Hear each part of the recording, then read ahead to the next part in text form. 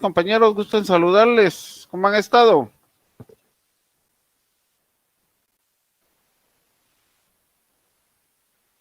Licenciado y compañeros.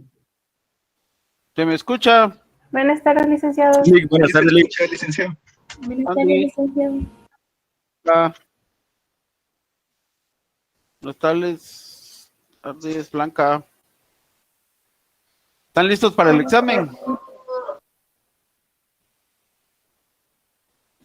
Mañana les toca, ¿verdad? Sí, mañana. Mañana es. ¿Algunas novedades, Lee Kevin? Por el momento estamos con las fechas del día de mañana y la cuarta prueba corta, compañeros. El día de mañana a evaluar es la segunda unidad, capítulo 3, 4, 5 y 6, de 3 a 4. Siempre haciendo el recordatorio que si pueden terminar antes o terminar en su puntualidad, compañeros, sería un consejo esencial que yo les doy, porque muchos compañeros han preguntado por qué no les aparecen sus notas. Si por error no se tabuló sus notas, pues se verifica y se corrige en su momento. Pero otros no tienen notas muchas veces por formulario de Google, porque el formulario de Google no guarda respuesta, compañeros. Ahí sí le tienen que dar enviar. Si no lo envían o se cierra el formulario, pues su respuesta no se guarda y por lógica su nota no va a aparecer en el sistema. Siempre haciendo el recordatorio que nosotros no realizamos exámenes, nosotros no calificamos, sino es directamente ya notas y examen realizados por coordinación. Solamente, licenciado. Mi amable Lee Kevin. Ya todos tienen sus notas, yo estaba revisando las notas, todos están aceptables, considerando que llevamos, ¿qué? 35 de 70, ¿verdad? O sea, la mitad de zona. Y todos ya, casi todos superaron la zona mínima, ¿verdad? Son pocos los que están pendientes de llegar a la zona mínima, pero ya la mayoría creo que está en zona mínima, ¿verdad? De los 30 puntos, 31, ¿ah? De los 31 puntos, sí, ya la llegó a zona mínima. Sí, eso es bueno. Ya van medio curso ganado. ¿Alguna duda, algo sobre esto, compañeras, compañeros?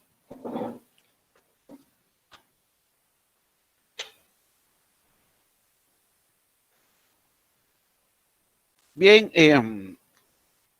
yo tengo una presentación acá que les voy a trasladar para entrar ya en materia, pero no obviar si hasta después del examen, o sea, ya el miércoles entramos ya de lleno con la tercera unidad para que estemos en la dinámica, pero quisiera retomar algunos de los puntos que hemos hablado y que creo que es importante matizar para que lo tengan presente tanto para su examen como para la dinámica cotidiana. Base y superestructura, hemos venido hablando de este elemento, que es mencionábamos en la clase anterior, pero que de esto lo que más nos interesa no es tanto la superestructura, sino que lo que contiene la dinámica de las categorías de la base, que es donde se sustenta el curso, ¿verdad? En este área común hay dos cursos que tienen que ver directamente con el tema del modo de producción y la base económica, que es socioeconomía y lo que es economía política, aunque bien economía política tiene las dinámicas de los factores de la producción y elementos del ciclo de la producción, pero que creo que es importante. Entonces dice, la importancia de estas categorías consiste ante todo, que permiten conectar la solución del problema de la influencia que el modo de producción ejerce en los demás aspectos de la vida social, incluido el aspecto espiritual del proceso económico. Actualmente, ustedes saben, producto de los efectos de la pandemia que aún no lo comenzamos a resentir, pero hay toda una visión alrededor de lo que es del futuro de la producción, ya sea de materias primas o de otros objetos que producto de la inestabilidad de reacción de los estados, entonces están planteándose. Más que todo estamos hablando del G20, donde próximamente, tengo entendido, saldrán algunas resoluciones del futuro en cuanto al manejo de la economía. Incluso hay un planteamiento ahí de ubicar un impuesto mundial a las grandes corporaciones, a las grandes empresas, a las grandes transnacionales, ¿verdad? Que tal y como está al final del curso hay un texto ahí que se llama El imperialismo, fase superior del capitalismo, y en ese documento, efectivamente planteado por Lenin, se resalta la dinámica de las transnacionales.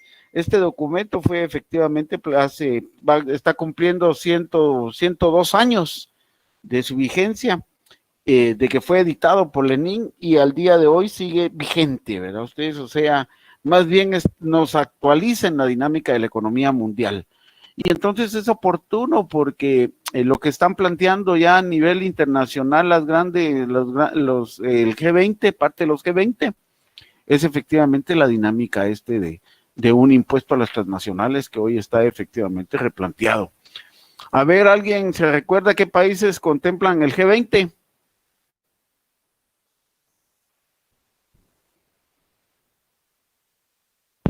¿Quiénes contemplan el G20? Estados Unidos, Rusia, Estados Unidos. Japón, Francia, Alemania, India, Canadá. Gracias, Jennifer. China, ajá. Brasil, Brasil, Carla, perdón. México. México, ajá. Andrea, sí. Argentina, Perdón, Jennifer. Argentina, Argentina está en el G20. Alemania. Alemania. Reino Unido, Ujú. Reino Unido. Ujú. Arabia, Las grandes Arabia potencias Saudita. económicas, ¿verdad? Antes del G20, ¿cómo se llamaban, Nancy? G7, ¿no? G7, muy bien, Marcela. Sí, ¿verdad? Entonces ya a partir del 2010, creo yo, si no estoy mal, que se amplió ya ¿qué?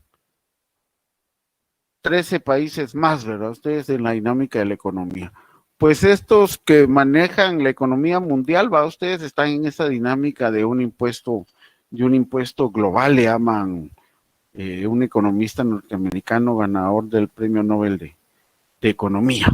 Entonces, efectivamente, va que el modo de producción ejerce en los demás aspectos de la vida social, incluido el aspecto espiritual y el proceso histórico.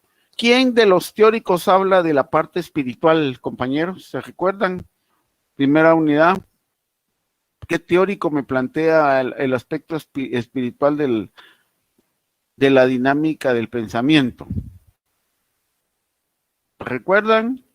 A ver. Hegel, ¿no? Hegel, ajá, sí, muy bien. Federico Hegel, ¿verdad? ¿Quién me dijo? Yo, licenciado Andy. Andy, muy bien, Andy, sí, Federico Hegel, ¿va? Ustedes en el planteamiento de la lógica espiritual, ¿va? Ustedes, y lo que Hegel plantea es efectivamente que el ser humano, dentro del desarrollo de su conocimiento, ese conocimiento es lo que lo hace efectivamente un ser espiritual, y lo que más adelante se convirtió en consigna, ¿va? Ustedes, al que conoce nadie lo engaña, ¿verdad? Y entonces eso es parte de ese pensamiento filosófico planteado por Federico Hegel. ¿Y qué es Hegel en la dinámica del método? ¿Qué papel juega Hegel en la dinámica del método, compañeras, compañeros?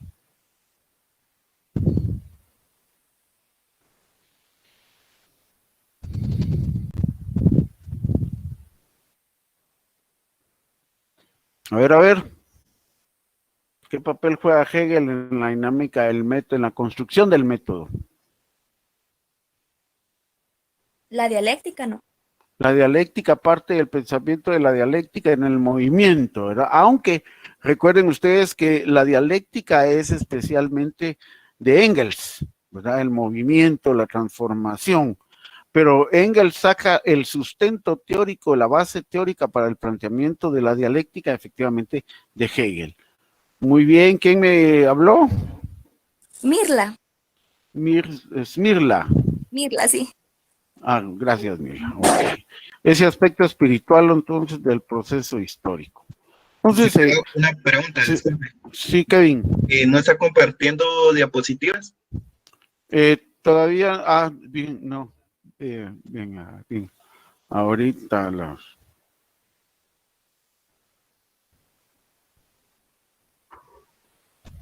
Estamos, ¿verdad? Gracias, así es, licenciado. Ok. Gracias, Kevin. Bien. Entonces ahí tenemos ese triangulito que les he venido hablando, que más adelante lo vamos a plantear. Entonces aquí ese modo de producción, ¿verdad? Que,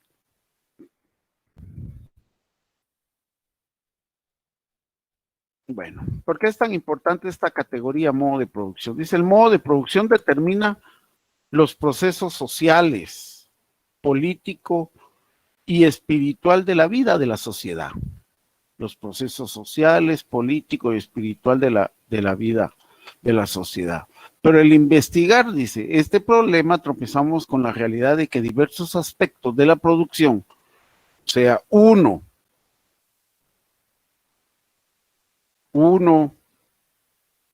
las fuerzas productivas, ¿qué se entiende por fuerzas productivas, compañeros? ¿Qué contemplan las fuerzas productivas? El trabajo. Trabajo. Mano de Dos. obra. Al hombre. El ser humano. Relaciones de las al hombre. Mano de obra. Pero trabajo, ¿qué implica el trabajo? Mano de obra. Mano de obra, fuerzas. Recuerden ustedes que cuando hablamos de trabajo va a ser igual a qué. Igual a qué va a ser fuerza, trabajo, va a ser igual a fuerza. Desarrollo, fuerza de trabajo. ¿Qué más contemplan las fuerzas productivas? Los medios, los instrumentos. ¿Perdón? Los medios, los instrumentos, los objetos, ¿va ustedes? Los objetos. ¿Qué más? Los recursos. Los recursos. El conocimiento no entra ahí. El conocimiento también. ¿Qué más? ¿Qué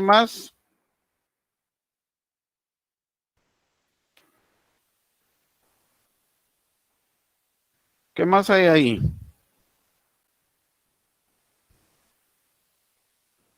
¿Solo eso? ¿Será que solo eso? ¿Puede entrar la naturaleza también? ¿O no? La naturaleza. Las relaciones sociales. Perdón. Las relaciones sociales. Las relaciones sociales. Recuerden ustedes que el concepto me dice que las fuerzas productivas son todos aquellos medios materiales. O sea, las fuerzas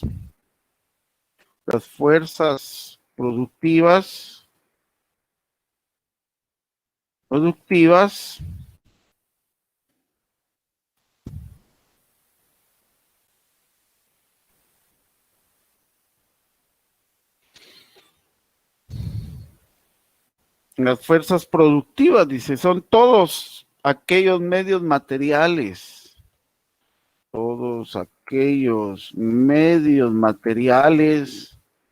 ¿como cuáles? Como la mano de obra,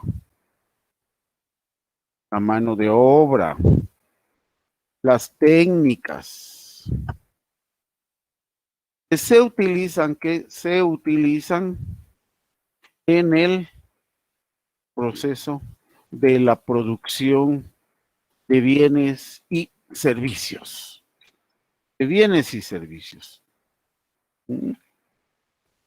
Este es un planteamiento de ¿quién? De Carlos Marx. y Federico Engels. Recuerden ustedes que también está, como decía el compañero, el Federico Hegel, que es el que plantea el tema de la espiritualidad.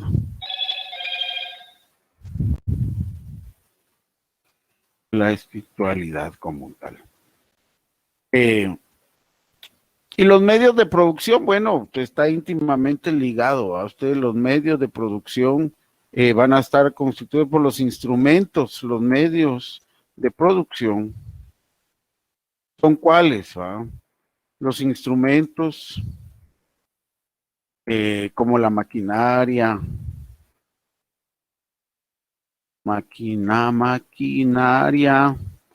el equipo, a ustedes el equipo, las máquinas del equipo, los aspectos, como decía la compañera ahí, los aspectos tecnológicos. Y cuando hablamos de tecnología está íntimamente ligado a la ciencia, ¿sí? Al proceso de creación, de los ciencias, ¿verdad? Todo eso con el fin de que el modelo funcione como tal. ¿Alguna pregunta sobre esto? Ok. Una pregunta, Fuerzas pero con referente a un principio. productivas. Es el principio del partidismo, no me queda claro a qué se refiere. Hay dos acciones ahí que podemos visualizar. El partidismo es la acción de la lógica. Ustedes, vamos a la lógica. Cuando hablamos del principio partidista, es que toda acción del ser humano se refiere a una acción política. Y cuando actuamos políticamente, tenemos dos referentes. El referente del ser humano como ciudadano, normal, dentro de la actividad normal de derechos y obligaciones del ciudadano, y la otra, la que se refiere al principio partidista, es la acción de involucrarme en una acción política determinada. O sea, yo ya dejo de ser un ciudadano común y me convierto en un ciudadano participando en la dinámica política partidaria. ¿Se entiende ahí? Sí, Lick, gracias, ahí sí entendí mejor. Ok. ¿Algo más? Lick, yo tengo una pregunta, pero acerca de si superestructura es lo mismo que supraestructura. Es un sinónimo que se utiliza. La supra y la superestructura son criterios, son dos, es un sinónimo que se utiliza para la definición del poder, ¿va? Ustedes recuérdense que lo que hemos manifestado es que la supraestructura se compone. ¿De qué se compone la supraestructura, compañeros? Ideas. Concepciones, Uh-huh. aspiraciones de los hombres. Sí. Conocimiento. Conocimiento. Ideología. Ideología. ¿Qué más? La conciencia. Conciencia.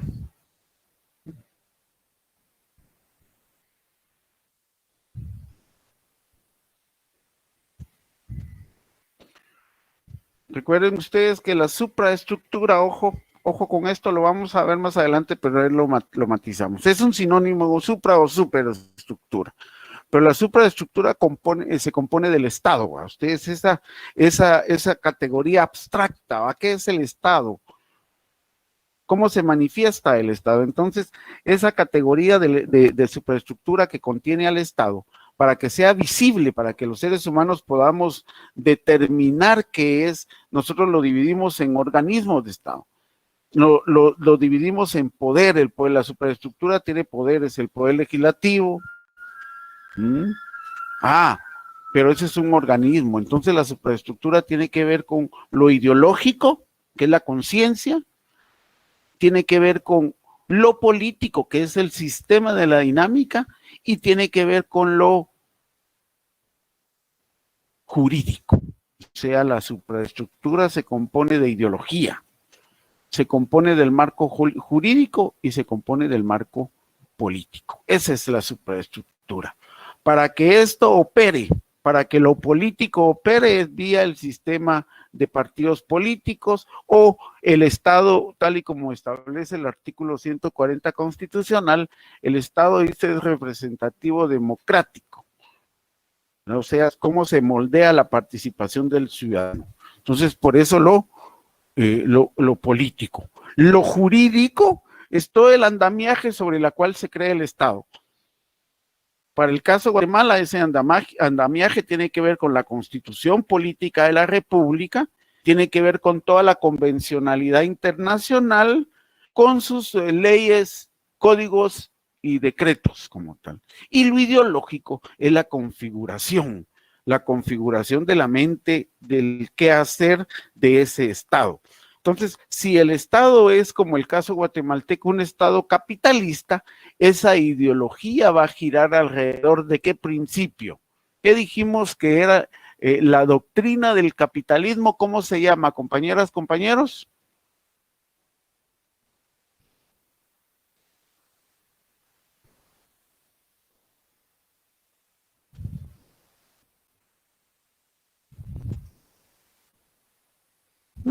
¿Cómo se llama?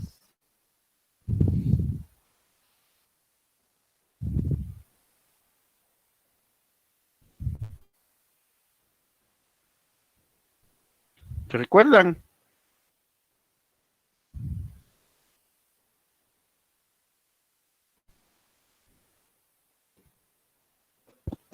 Bueno.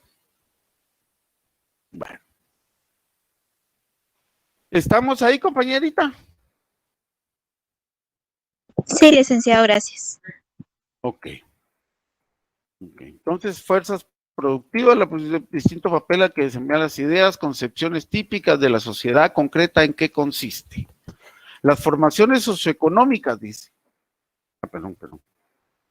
Las formaciones socioeconómicas son organismos sociales. ¿Por qué? Porque responden a una dinámica de sociedad, que se distingue el uno del otro no menos de los organismos vegetales, animales, distinciones que se deben a la diferencia de sus modos de producción concretos. Por cuanto el aspecto determinante del modo de producción lo constituyen las fuerzas productivas, las peculiaridades cualitativas de cada fase del desarrollo social las determinan. En fin de cuentas, las fuerzas productivas. Ok, cuando hablamos de modo de producción, nosotros hemos venido indicando de que los modos de producción corresponden a las formas en que se formulan las necesidades y cómo se satisfacen esas necesidades. De ahí que hemos venido platicando que existe un modo de producción esclavista, un modo de producción feudal, un modo de producción capitalista. A ver, entonces cuando decimos aquí, por cuanto el aspecto determinante del modo de producción lo constituyen las fuerzas productivas, a ver, las fuerzas productivas del modo de producción esclavista son las mismas que del modo de producción feudal, ¿sí o no? No, licenciado. ¿Por qué no, compañera?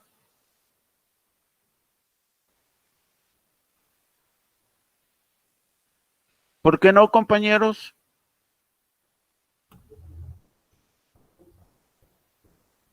Porque ¿Cuál eran es el épocas elemento diferentes. para decir? Perdón. Porque eran épocas diferentes, donde el hombre ya había Épocas avanzado. diferentes, ¿qué más? Sí, ¿qué más? Porque hubo un avance en los instrumentos que utilizaban para trabajar. Un desarrollo de los instrumentos, y eso tiene que ver ¿con qué? ¿Con qué tiene que ver el avance, el desarrollo de los instrumentos de trabajo, de los medios de trabajo? Con las fuerzas productivas. Con las fuerzas productivas. ¿Y qué es lo que le imprime a las fuerzas productivas el desarrollo? La tecnología. La ciencia y la tecnología. No olviden ustedes que en todo esto está íntimamente ligado el desarrollo de la ciencia y la tecnología. Por eso es que vamos modificando las fuerzas productivas, ¿verdad? Por eso es que existe el planteamiento del desarrollo de esas fuerzas productivas que está íntimamente ligado a la forma en que vamos produciendo. Y la forma en que vamos produciendo tiene que ver directamente con el desarrollo de ese desarrollo de las fuerzas productivas. Ustedes se recuerdan que siempre he dicho de que las fuerzas productivas guatemaltecas, ¿de qué tipo son? ¿Cómo son las fuerzas productivas guatemaltecas? ¿A dónde pertenecen? ¿Dónde las podemos ubicar? En el capitalismo. En el capitalismo, pero ¿hay solo un capitalismo o hay diversas formas de capitalismo? ¿Qué lo determina?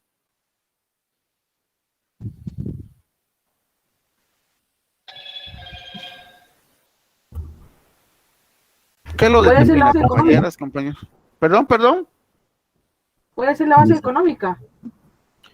La base económica, sí, ese es fundamental, ¿va? Ustedes, pero ¿qué lo determina? El desarrollo de la sociedad. Víctor Hugo, sí, el desarrollo de la sociedad. ¿Qué más? Las diferentes formas de trabajo. Carla, diferentes formas de trabajo.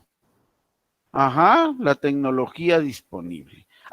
Pero a eso, ¿cómo le llamamos? ¿Qué tipo de capitalismo? Tiene un apellido, ¿verdad? Ustedes, el nombre es capitalismo, pero ¿qué tipo de capitalismo tenemos en Guatemala o qué tipo de capitalismo tenemos en Estados Unidos?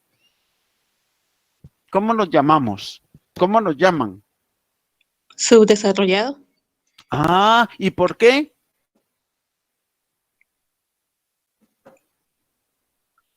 ¿Y por qué nos llaman así?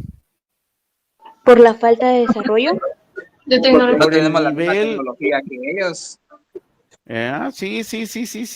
Por el nivel de desarrollo de las fuerzas productivas. Entonces, de ahí, el nivel de desarrollo de las fuerzas productivas determina.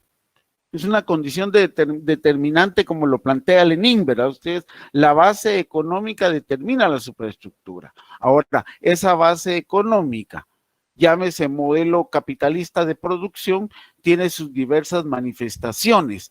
Ya hemos dicho de que no hay modos de producción puros, sino que siempre se arrastran los rasgos del modo de producción anterior. Entonces, lo que va a determinar el grado de desarrollo del capitalismo o el grado de desarrollo capitalista guatemalteco del modo del modo capitalista norteamericano es precisamente el grado de desarrollo de las fuerzas productivas.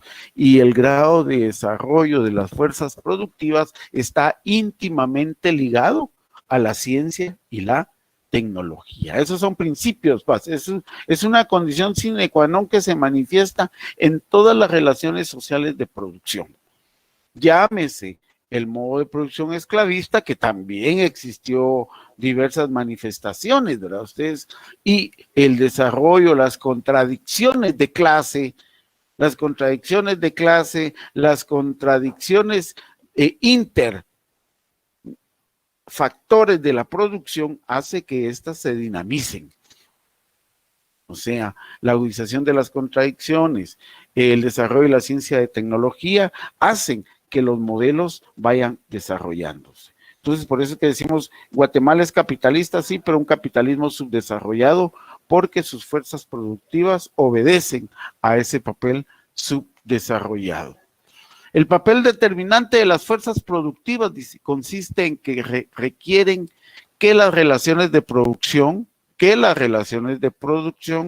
correspondan e influyan a través de dichas relaciones y no de modo directo en los demás aspectos de la vida social, por lo que la fisonomía social concreta de todos los fenómenos sociales que distingue las formaciones sociales depende precisamente de la producción. Precisamente como tales, dichas relaciones constituyen la base económica de la sociedad, que está constituida por el conjunto de relaciones sociales de producción que le corresponden al modo de producción dominante, que cada formación socioeconómica por la que se derivan de la forma de propiedad dominante. ¿Cuál es la forma de propiedad dominante en el régimen capitalista?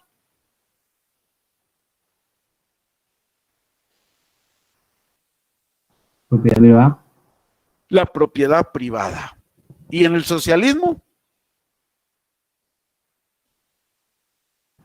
Propiedad pública.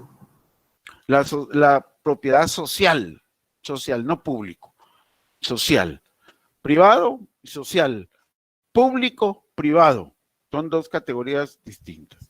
Entonces, social, ¿verdad? Sobre una base económica concreta se forman las demás relaciones, ideas, o sea, la ideología, las concepciones, las aspiraciones de los seres humanos, así, o sea, lo expresa el concepto de supraestructura. Y entonces aquí estamos con la pregunta que la compañera nos hacía, ¿verdad? ¿Ustedes qué comprende esa supraestructura? ¿Mm?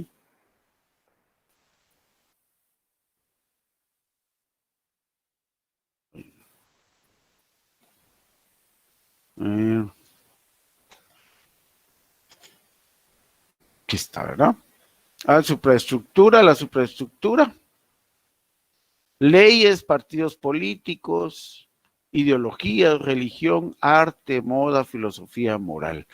Pero esta supraestructura tiene tres elementos, decíamos, ¿verdad? Ustedes, en la supraestructura se compone uno de ideología. Esa ideología es precisamente, se puede definir como la religión, el arte, ¿no? La cultura, la moda, la filosofía, la forma de pensar, la moral, ¿verdad? Los valores. Eso es parte de la ideología. Dos, es también lo jurídico. Lo jurídico. Lo jurídico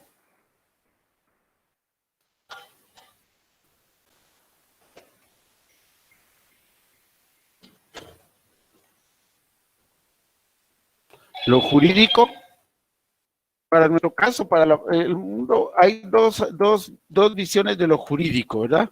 Lo nacional que tiene que ver con lo que llamamos la constitución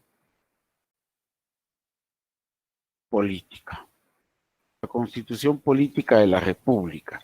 ¿Por qué? Porque es la que es el instrumento jurídico que define, ¿va? Ustedes, que define efectivamente el quehacer del Estado.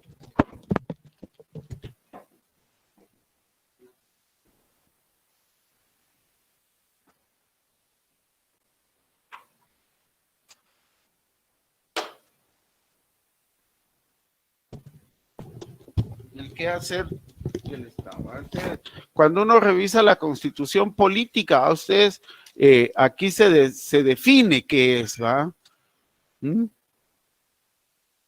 Dice, y principia la constitución, algo que no mucho gusta, pero bueno, es lo que, la invocación, ¿va? Ustedes, entonces dice, el Estado como responsable de la promoción del bien común, de la consolidación del régimen de legalidad, seguridad, justicia, igualdad, libertad y paz, inspirados en los ideales de los antepasados y recogiendo nuestras tradiciones y herencia cultural, decididos a impulsar la plena vigencia de los derechos humanos. Es uno de los preámbulos constitucionales, ¿va? Ustedes, pero hay un artículo que es importantísimo dentro de eso, que es el artículo 140, o sea, ese marco jurídico de parte de la supraestructura, que es el artículo 140, Estado de Guatemala. Dice.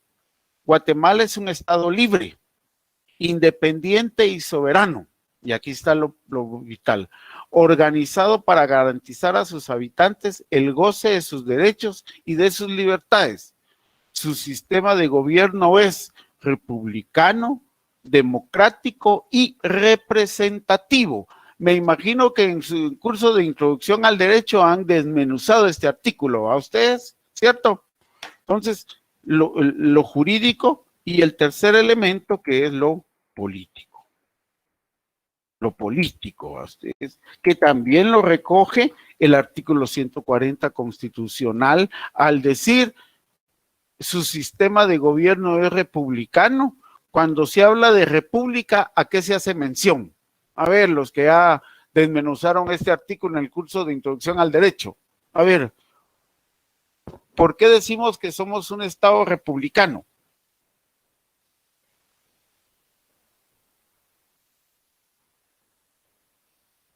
Demasiado silencio.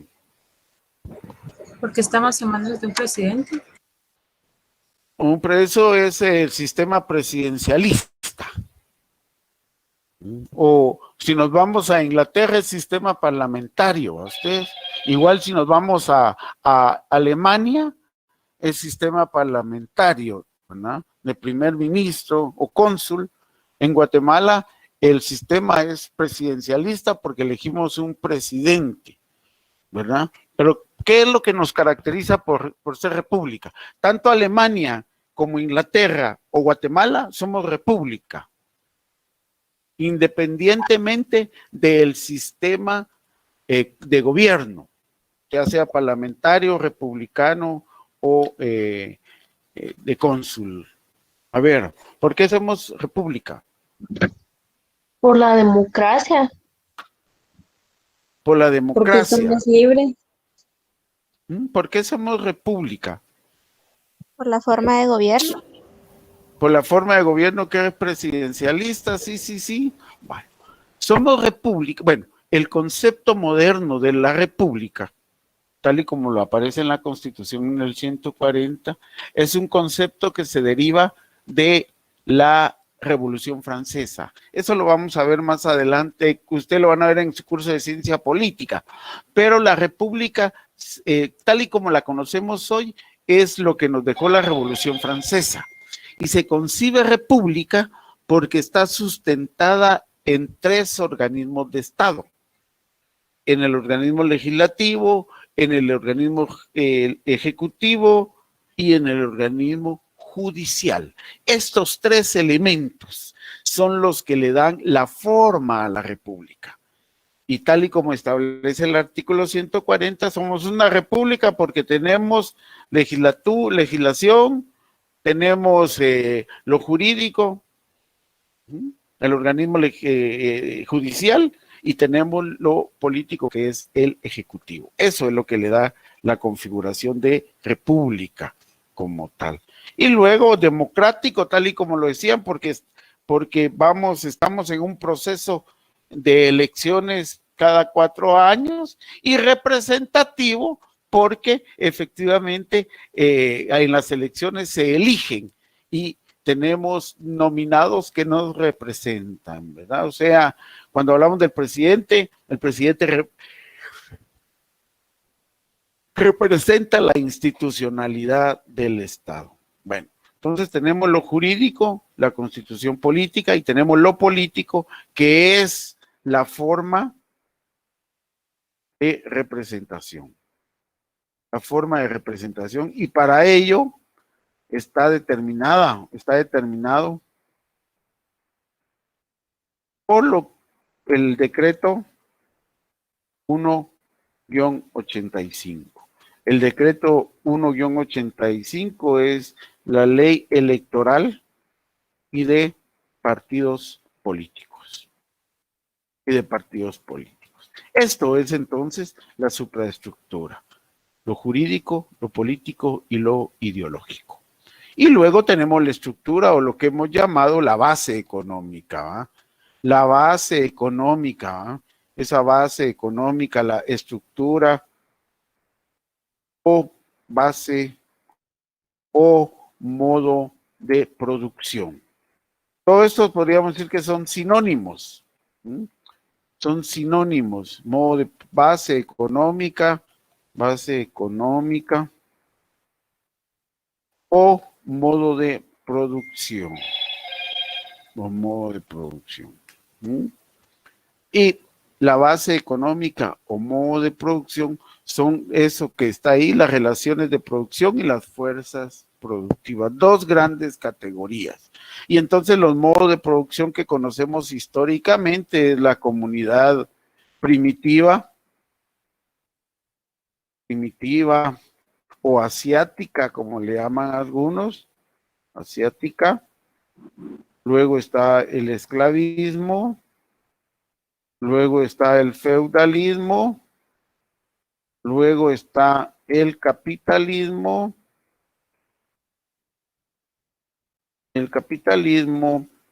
y luego los planteamientos de la utopía de liberación del ser. El socialismo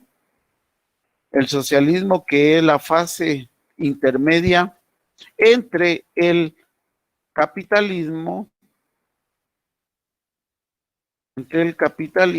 y el comunismo. Entonces, alrededor del modo de producción es que nosotros encontramos. Y aquí hay un en medio, a ustedes aquí hay un proceso en medio.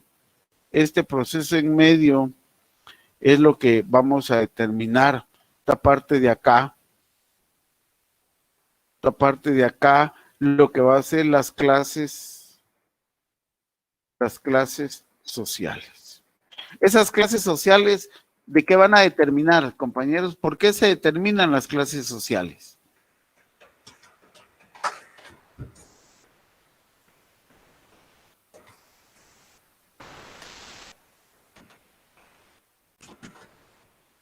¿Qué son las clases sociales, compañeros?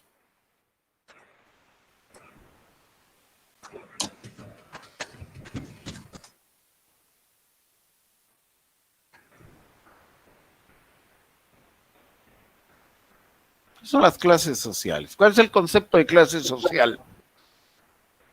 ¿Recuerdan? Ahí lo han de tener en su texto, en su libro, en su cuaderno, en sus notas. ¿Qué son las clases sociales?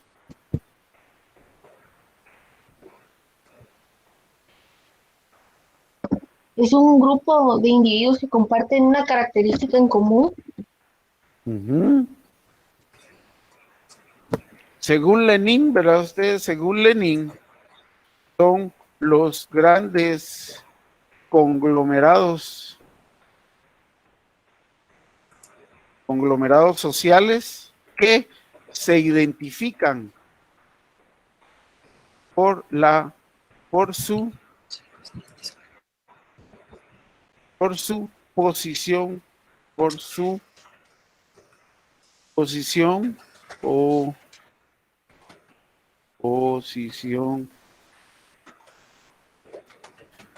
posición que ocupan en las dinámicas de la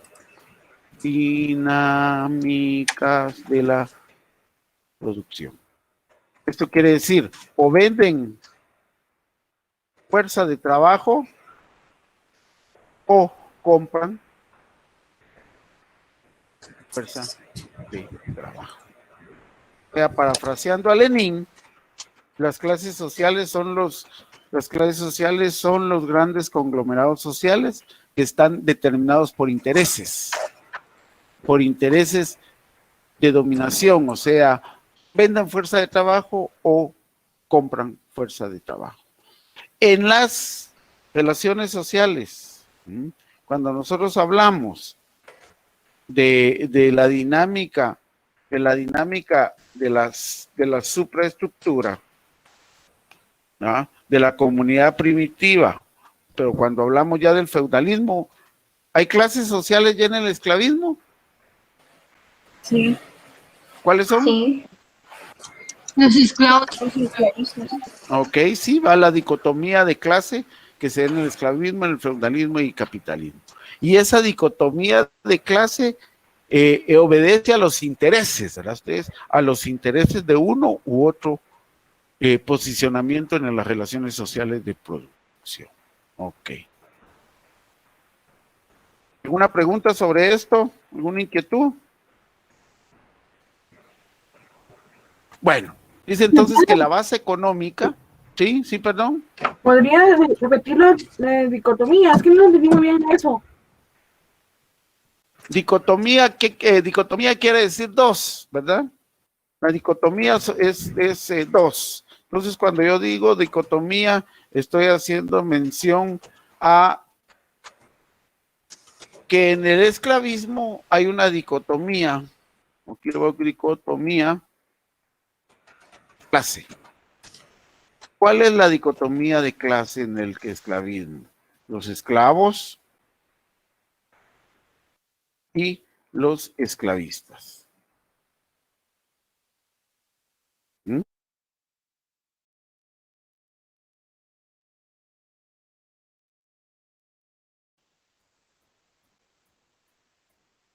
¿Cuál es la dicotomía? Dicotomía de, así como en el esclavismo son los esclavos y los esclavistas, en el feudalismo, ¿cuál es la dicotomía? ¿Mm? Los siervos. Los siervos del señor feudal. Los siervos de la Los siervos de la gleba y el señor feudal. Ajá. ¿Y la dicotomía en el capitalismo? ¿Cuál va a ser entonces?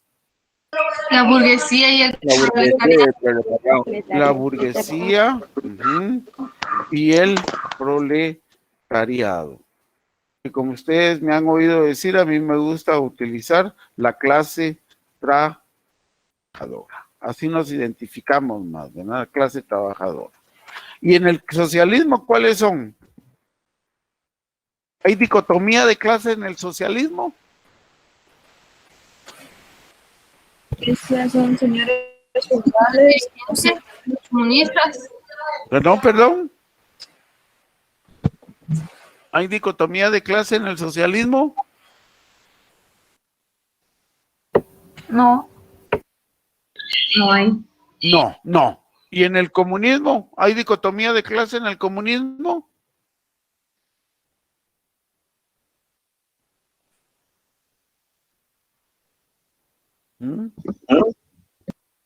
¿Hay clases sociales en el comunismo?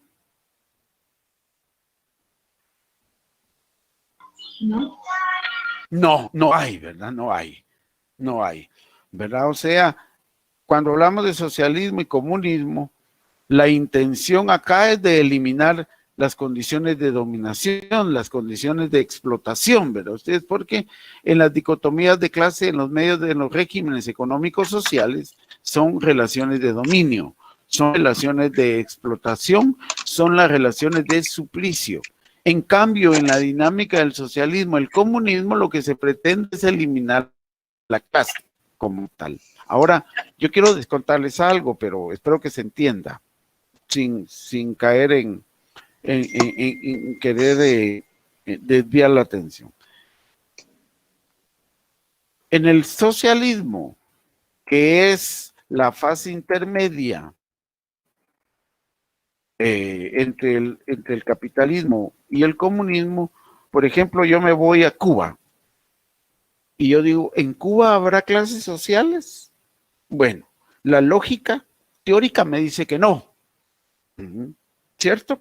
Porque estamos aboliendo la clase, pero en la dinámica real, objetiva, clara, sí hay.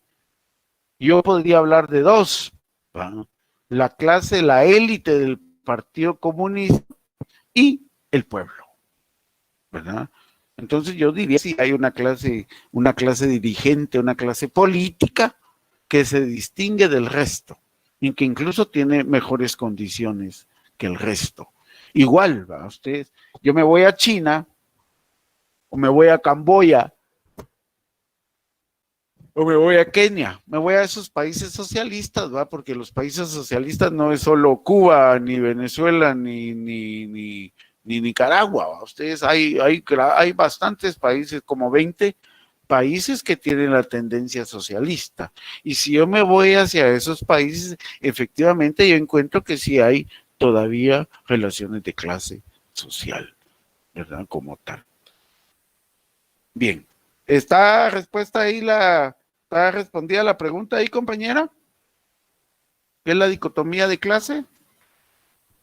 Sí, licenciado, gracias. Oh, ok.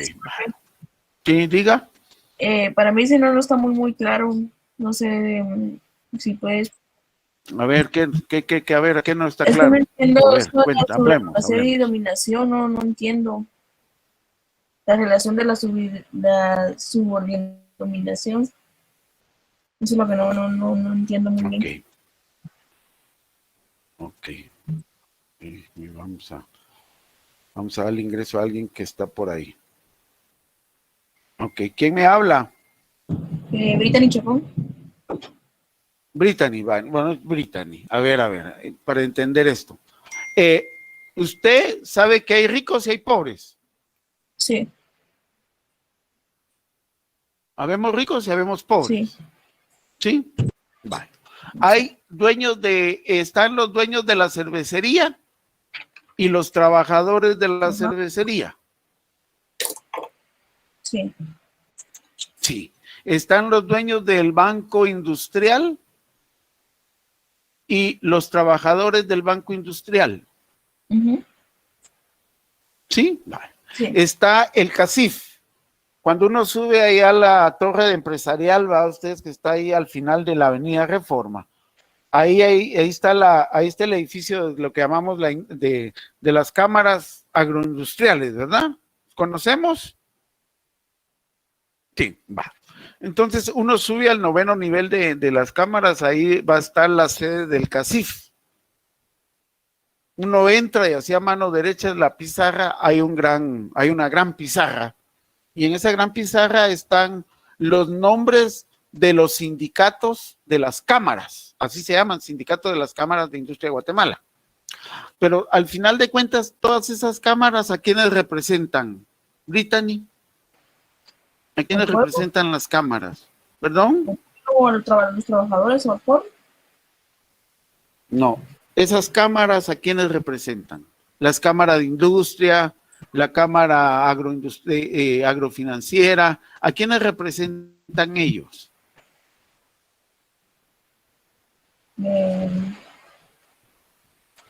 A los que me caen los ejemplos, los de las cervecerías y todo eso. A los dueños de los medios de producción. ¿Sí? Okay. ¿Sí? Sí. Representan a los dueños. Entonces, cuando hablamos de dicotomía de clase o hablamos de clases sociales, compañeras, compañeros, estamos hablando de eso. ¿Quiénes son los dueños de los medios de producción?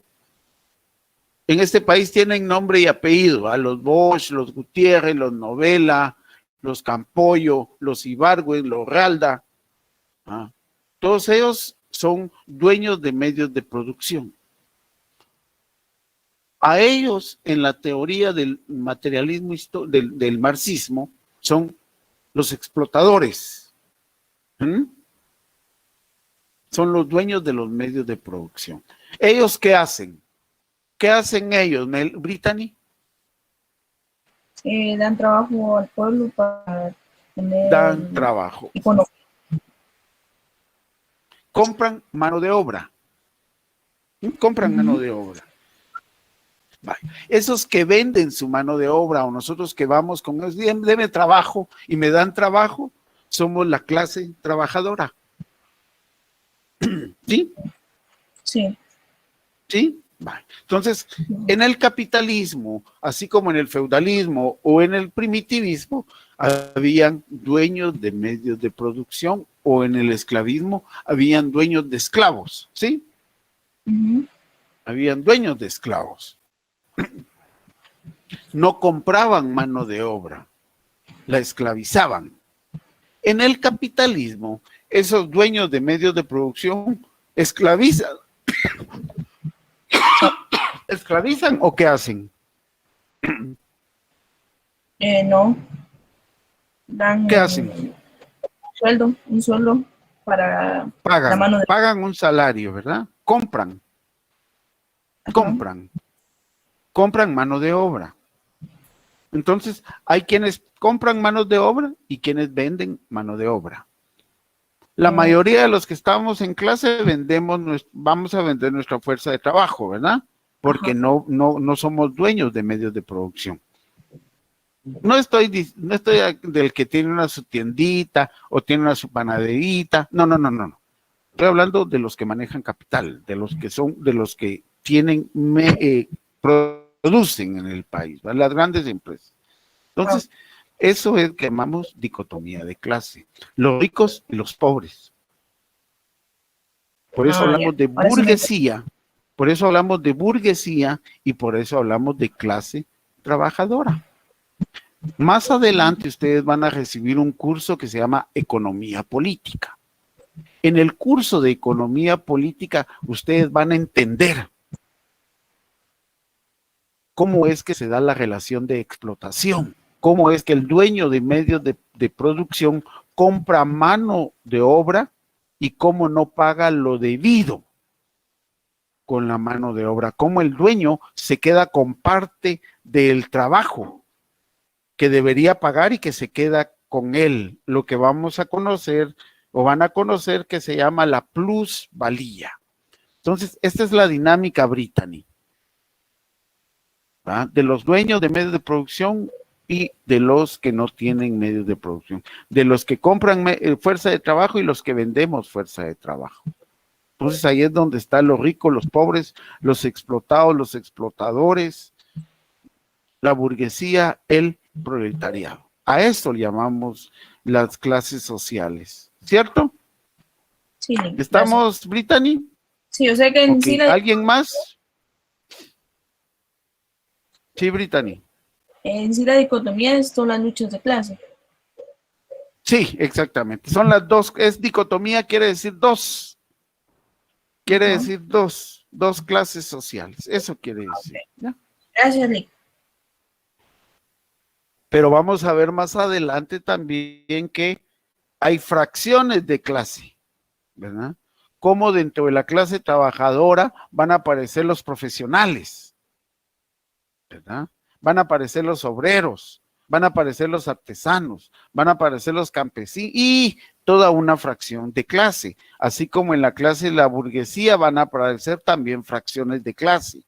Esas fracciones que son los dueños de los bancos, esas fracciones que son los dueños de la tierra, esas fracciones que son los dueños de los ingenios, todo eso son fracciones de clase, pero que obedecen a una clase social. ¿Estamos, compañeros, entonces, en eso?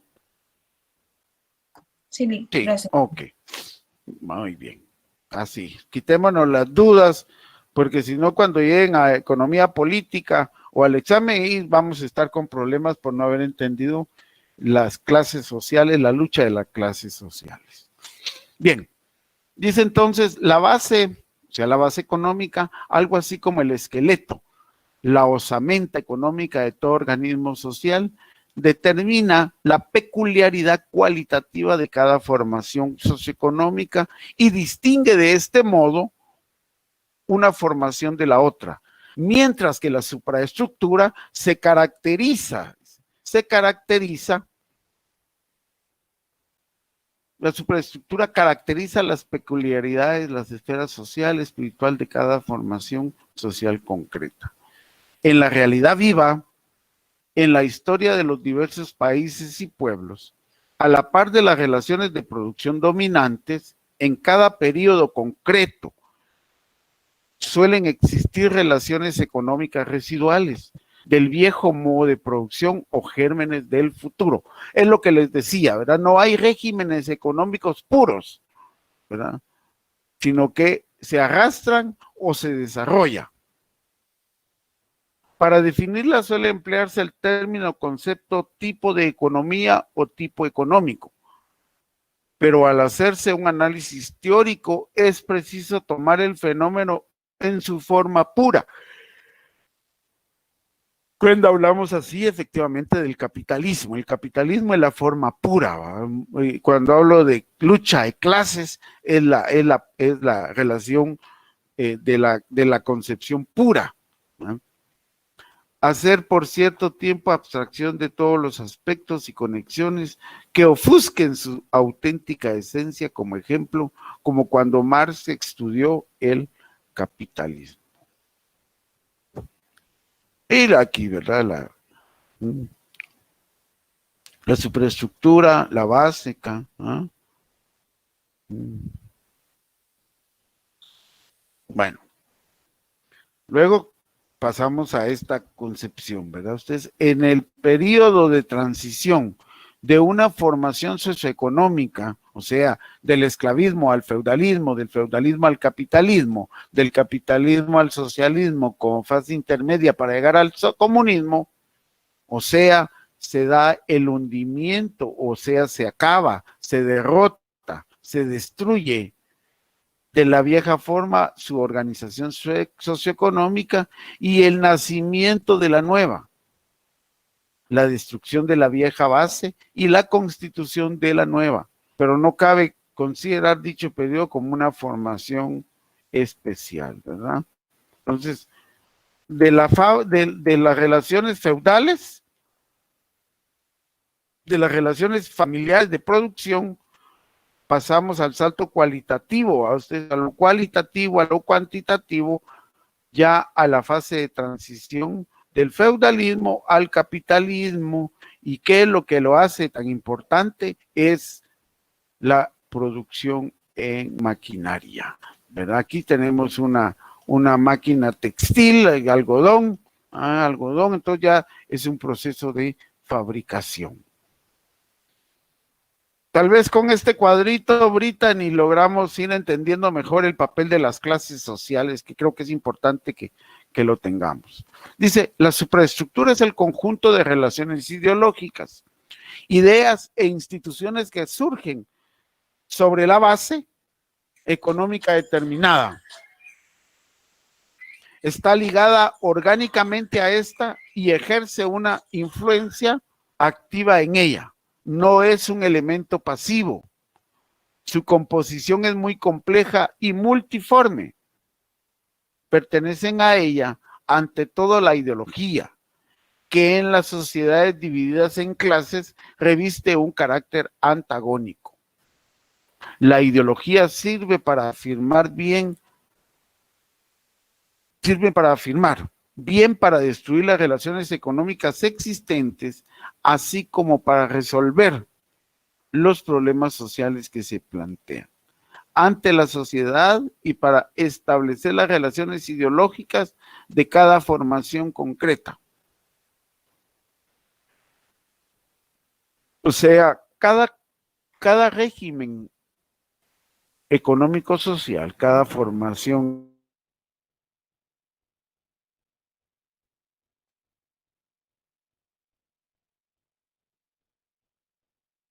propia humana. ¿Cuáles son los principales formas ideológicas? Bueno, entonces aquí tenemos en la cúspide de la relación de dominio, las relaciones de dominio,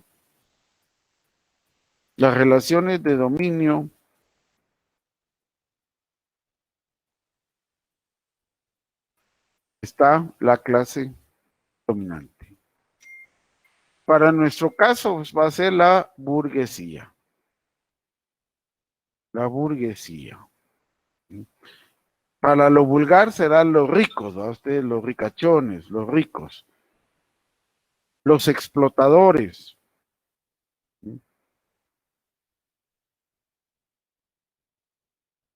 Los que gobiernan, los que engañan. O sea, aquí estaba el clero, la iglesia, el militar, ¿no? El togado, juez, los que te matan, las fuerzas públicas, las fuerzas de seguridad, los que se alimentan por ti, o sea, los trabajamos para todos, le damos de comer a todos, o sea, la base, y a partir de acá como lo van a ver más adelante también, a partir de acá, son lo que vamos a determinar la supraestructura, la base económica y la supraestructura. ¿Algo que quieran comentar sobre esto, compañeras, compañeros? Qué triste realidad, Vic. Ay, eso no es nada si solo lo estamos viendo en un cuadrito. ¿Cuál es el porcentaje de nutrición de niñas y niños en el país, compañeras, compañeros? ¿Alguien lo tiene? Licenciado, tan así estamos en Guatemala. Peor estamos. ¿Cuánto es el grado de nutrición que tenemos? En niñas y niños. Cerca del 43% de niños desnutridos. ¿Cuál es el grado de miseria? Pobreza extrema. Se supone que para finales del 2021, producto del 2020, pandemia y 21, vamos a tener un margen del 65% de pobreza. De ese 65% de pobreza, cerca del 46% va a haber extrema pobreza. Extrema pobreza. ¿Qué quiere decir eso? Que hay dinámicas alrededor de todo ello donde las clases económicamente poderosas están haciendo un estado ingobernable. Miren los pleitos que hay a nivel del gobierno, los temas de gobierno. Miren ustedes, un medio de comunicación escrito, o qué sé yo, de la prensa no libre, o el periódico, o la hora, ustedes revisan, ¿y qué encontramos ahí? Encontramos corrupción, encontramos impunidad, encontramos latrocinio a ustedes. O sea, el país se nos está yendo de las... No, a ellos, porque nosotros los pobres no tenemos nada ahí, ¿verdad? A ellos el país se les está yendo de las manos. ¿Por qué creen ustedes las visitas de las delegaciones norteamericanas para pretender estabilizar el modelo económico, el modelo, ¿verdad? Porque el fenómeno de la corrupción ha permeado los tres organismos del Estado, ha permeado la República, los poderes paralelos, llámese el narcotráfico, los poderes paralelos, llámese los gatilleros, que eran los gatilleros y hoy son los generales, ¿verdad? Los que asesinaban en aquel tiempo, hoy son los generales, ¿verdad? Llámense a esa clase empresarial conservadora y retrógrada. Esos grupos paralelos se están comiendo al Estado, ¿verdad? Y entonces el grado de respuesta para que el Estado satisfaga necesidades no se está dando. Los índices de desempleo, los altos índices de desempleo son reales. Y tan mal estamos, sí, son reales, ¿verdad? Miren ustedes las estadísticas que me hablan de niñas, de violencia intrafamiliar, las niñas de violencia sexual. Solo en el 2020 las estadísticas me dicen que hay más de 105,000 niñas menores de 17 años que resultaron embarazadas en el 2020. Y estamos hablando de violencia sexual. De violencia sexual. En donde aún más, por el nivel conservador de la sociedad, no se les permite disponer del aborto. O no se les permite disponer de la pastilla de un día después, porque es pecado. Miren ustedes, y ese pecado que está en la supraestructura del Estado, ¿va? Ustedes como tal. Entonces sí, así es, compañeras, tan mal estamos, ¿verdad? Estamos complicados, estamos muy, muy complicados realmente como país, como estructura de gobierno. ¿Por qué? porque los que están en el gobierno desde que se instauró este modelo, se han dedicado a saquear al Estado, a saquear y no cumplir con la función del Estado, como es el bien común, como dice la Constitución, velar por el bien común. Entonces sí estamos complicados. Y es algo que yo pregunto siempre, como yo imparto el curso de economía política también, ¿verdad? Entonces yo digo, ¿para cuánto nos alcanza el salario? El salario que los que ganamos al mes, ¿nos alcanzan los 30 días o no?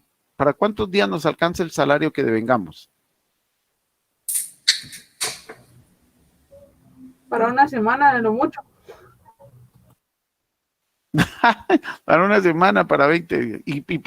Pero no nos pagan para un mes, pues debería alcanzarnos para el mes, ¿verdad ustedes? ¿Comentarios?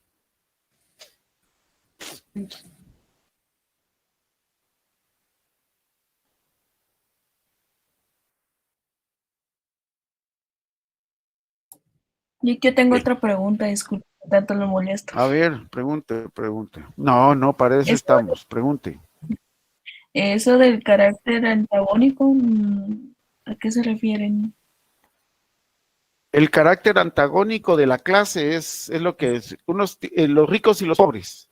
El antagonismo es lucha, es confrontación, ¿verdad? Son posiciones encontradas.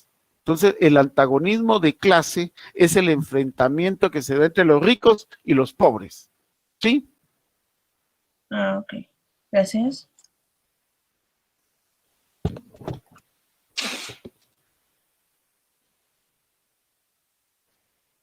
Okay. ¿Alguien más? No. El ayer y hoy dice esta gráfica acá. Esta que está aquí es un cuadrito histórico. Esta es la posición de clase que sigue planteándose en esa dinámica. Dice, en cada formación social dividida en clases, ocupa la posición dominante la ideología de clase o fracción de clase, económicamente poderosa. Domina en la esfera de la producción material y se apodera de los medios de cultivo espiritual. La iglesia, la escuela, los medios de comunicación mayoritarios, así como los instrumentos y propaganda y formación ideológica, se hallan en manos de la clase dominante.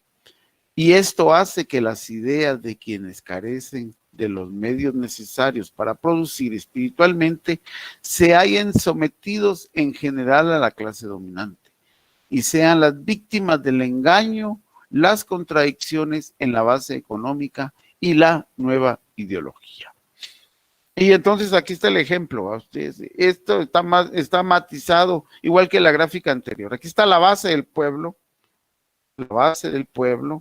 los instrumentos de represión para mantener al pueblo sometido, condicionado, los medios de comunicación. Voy a poner un ejemplo. ¿Será lo mismo oír la Sonora a oír Emisoras Unidas, a oír Radio Punto o a oír Nuevo Mundo? ¿Será lo mismo ver Canal 7, a ver a Canal Antigua, a ver TV Azteca? No. Ayer había no, ¿verdad? Hay diferencias. ¿De qué tipo? Por lo que ellos transmiten. Sí. ¿Cómo se organizan? La forma en que transmiten, ¿verdad? Ustedes cómo le llaman en el argot periodístico como las noticias amarillas, ¿verdad? Y algunos, la Sonora tergiversa la información, además que está comprada por el gobierno, ¿verdad? Ustedes, igual que los canales de televisión, ¿verdad? Ayer ahí vi algunos reproches, diría yo, dicen, aunque me duela, pero voy a poner el canal 7, ¿va? Voy a sintonizar el canal 7, ¿va? Pero ¿por qué estaban diciendo eso? Porque es diferente. Por el tema de Arjona, ¿va? Ustedes ayer, Canal 7 iba a transmitir el concierto de Arjona. Entonces decía, aunque tenga que ver el Canal 7 para ver Arjona, ¿va? ¿Usted? ¿Por qué? Porque son, miren el monopolio, la Constitución prohíbe los monopolios, ¿va? Ustedes ahí están uno de los artículos. A ver, ¿dónde está el artículo que prohíbe los monopolios?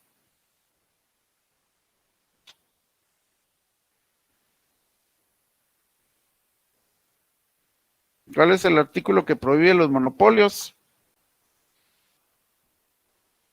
Ustedes que están en la escuela, en la Facultad de Económicas, ¿eso es algo que nos interesa o solo para los de Derecho?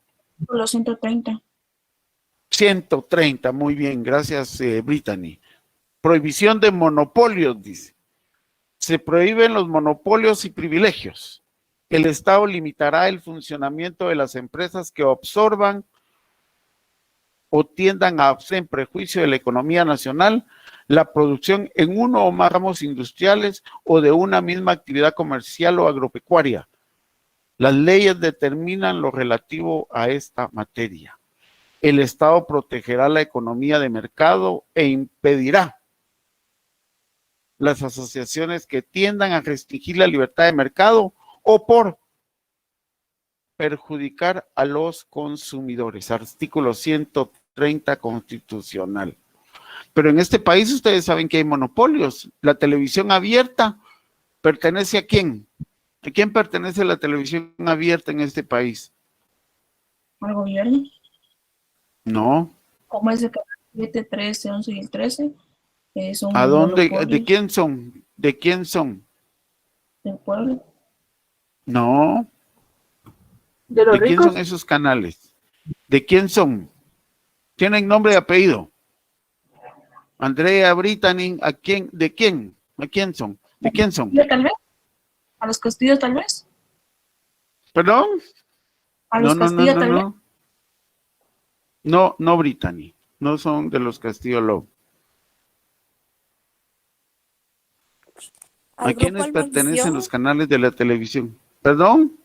Al grupo Albavisión y creo que el dueño es Ángel González, creo que es un mexicano. Ángel González, muy bien, es mexicano, sí, es mexicano. Ángel González, el Señor de los Cielos le llaman algunos. Pero este está ligado íntimamente a los gobiernos, ¿verdad usted? Por eso es que le dieron la concesión de tantos canales en el país. Pero es un monopolio. Y estamos hablando del monopolio de la comunicación. Ustedes saben que la comunicación moldea el imaginario del ser, lo condiciona, lo frustra, lo despedaza, porque estamos hablando del espíritu de la ideología, del sentimiento, de la voluntad, de la imaginación, de la habilidad de pensar. Entonces los medios de comunicación que están al servicio, y aquí Brittany, que están al servicio de la burguesía, que están al servicio de la oligarquía, para el caso guatemalteco, reproducen el sistema, condicionan y manifiestan el sistema como tal, ¿verdad? Entonces, por eso es importante hablar de supraestructura, pero como les digo, eso lo vamos a ver en el curso de ciencia política, pero es importante que se considere la relación de relaciones sociales de producción en la dinámica de la iglesia, la escuela, los medios de comunicación mayoritarios, ¿verdad? De propaganda, la formación ideológica se hallan en manos de la clase dominante. Y esto hace que las ideas de quienes carecen de los medios necesarios para producir espiritualmente se hayan sometidas, en general a la clase dominante, y sean víctimas del engaño, las contradicciones en la base económica y en la ideología. Entonces aquí teníamos los medios de comunicación, ¿verdad?, que moldean el imaginario, toda la parte de la supraestructura de la fuerza coercitiva para mantener el control. Esta es la gráfica más severa de lo que constituyen las relaciones de poder y el papel en el que tenemos que jugar los desposeídos, tanto acá como acá, ¿verdad? El papel de los desposeídos, ¿sí? Como manifestación. ¿Comentarios? Ok. Pero dice, además de la ideología, es parte de la superestructura toda la suma de comportamiento del ser humano, concepciones, ideas, sentimientos y ánimos corrientes, o sea, la psicología social. En la sociedad, los seres humanos establecen no solo relaciones de producción, sino muchas otras relaciones sociales que están constituidas por las multiformes conexiones que se forman entre los seres humanos en el proceso de su actividad en las distintas esferas de la vida social, sobre la base de un modo de producción históricamente determinado y concreto. Estas relaciones forman en conjunto la sociedad y en tanto que esencia social del ser humano. Es un planteamiento general, ¿va ustedes? Bueno.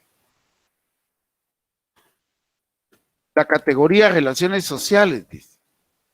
Las relaciones sociales se dividen en materiales e ideológicas. Ojo, las últimas no constituyen más que la superestructura de las primeras, que se forman al margen de la voluntad y de la conciencia del ser humano, como forma de las actividades del hombre dirigidas a asegurar su existencia. Las relaciones ideológicas se diferencian de las materiales, las económicas, por ser secundarias, derivadas estas surgir solo pasando previamente por la conciencia de los seres humanos.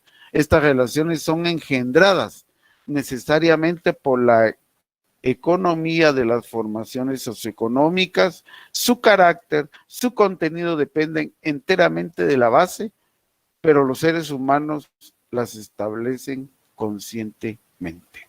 O sea, cómo las necesidades, cómo generamos necesidades, y esas necesidades, los seres humanos las vamos obteniendo, las vamos satisfaciendo. Y esa es una de las virtudes del capitalismo, ¿verdad? El capitalismo crea todas las relaciones necesarias para que el ser humano se inserte dentro de eso. Si no hay una necesidad, el sistema te las va a crear.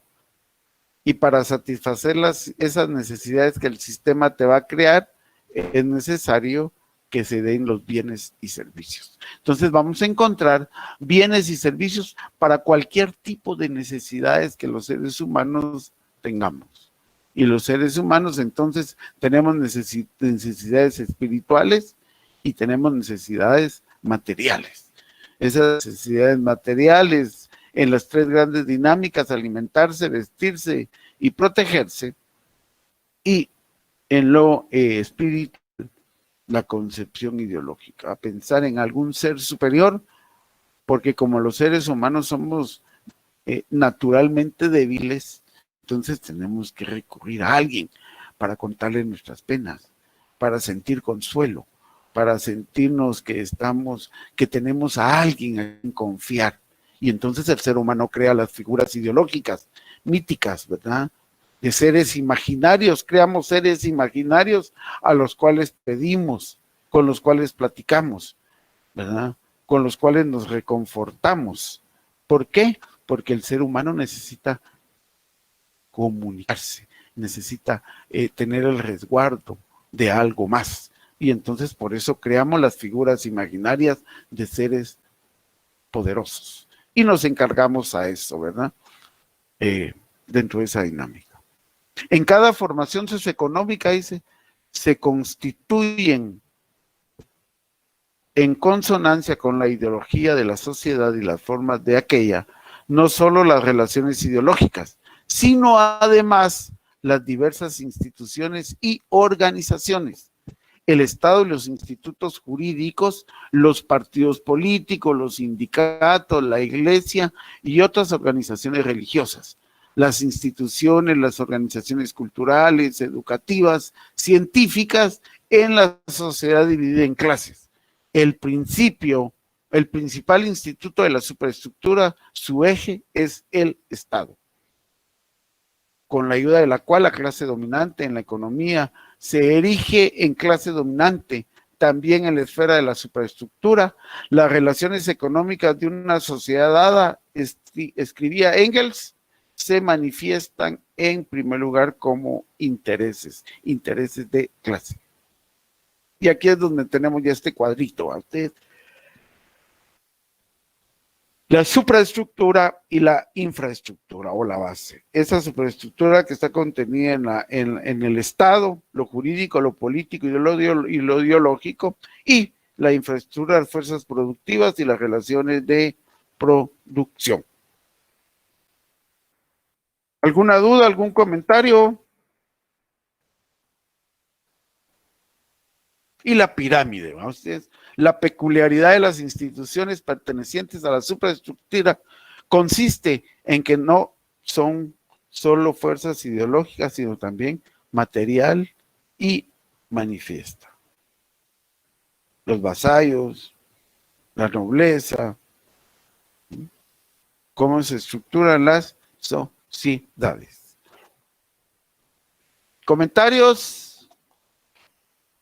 Entonces, con eso cerramos nuestra unidad 2. Revisen su libro, repasen. Ahí el licenciado Kevin ha estado bastante anuente con ustedes. Él se ha enviado ahí documentos, refuerzos. Gracias, Lee Kevin, por eso. Entonces, como que estaríamos ya listos para el examen de mañana. Feliz tarde, que estén bien.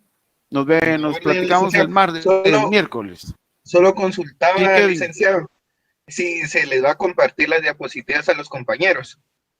Estas que estoy presentando, preferiría que ahorita ya que vean su texto. Su texto. Vamos, compañeros, al texto.